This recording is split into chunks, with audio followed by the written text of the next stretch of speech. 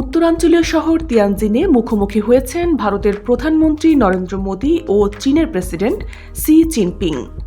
দীর্ঘদিন ধরে সীমান্ত উত্তেজনা আর আঞ্চলিক প্রতিযোগিতার কারণে দুই দেশের সম্পর্কে টানাপোড়েন থাকলেও এবারের বৈঠকে উঠে এসেছে নতুন বার্তা। চীন ভারত প্রতিদ্বন্দ্বী নয়, বরং সহযোগী। এসসিও শীর্ষ সম্মেলনের আগে অনুষ্ঠিত এই দ্বিপাক্ষীয় বৈঠকে মোদী স্পষ্ট করে বলেন, ভারত চীনের সঙ্গে সম্পর্ক এগিয়ে নিতে প্রতিশ্রুতিবদ্ধ। তৃতীয় কোনো দেশের চোখ দিয়ে নয়, বরং পারস্পরিক আস্থা ও সম্মানের ভিত্তিতেই এগোতে হবে। তিনি চীনের সঙ্গে বাণিজ্য ঘাটতি কমানো, সন্ত্রাসবাদ মোকাবেলা এবং ন্যায্য বাণিজ্যের উপর জোর দেন। অন্যদিকে প্রেসিডেন্ট শি জিনপিং জানান, চীন ও ভারত একে অপরের জন্য হুমকি নয়, বরং উন্নয়নের সুযোগ। সীমান্ত সংক্রান্ত সমস্যাকে কেন্দ্র করে সামগ্রিক সম্পর্ক আটকে রাখা উচিত নয়।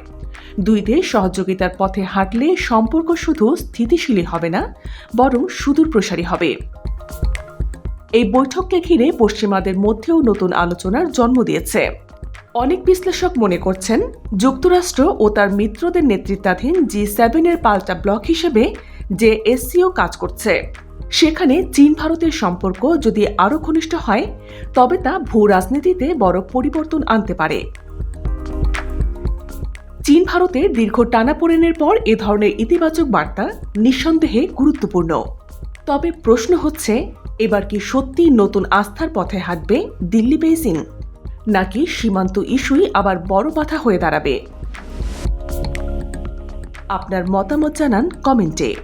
আর এই ধরনের গুরুত্বপূর্ণ আপডেট পেতে আমাদের সঙ্গে থাকুন। BGN TV 24, সংবাদ যেখানে, বিশ্বস্ততা সেখানে।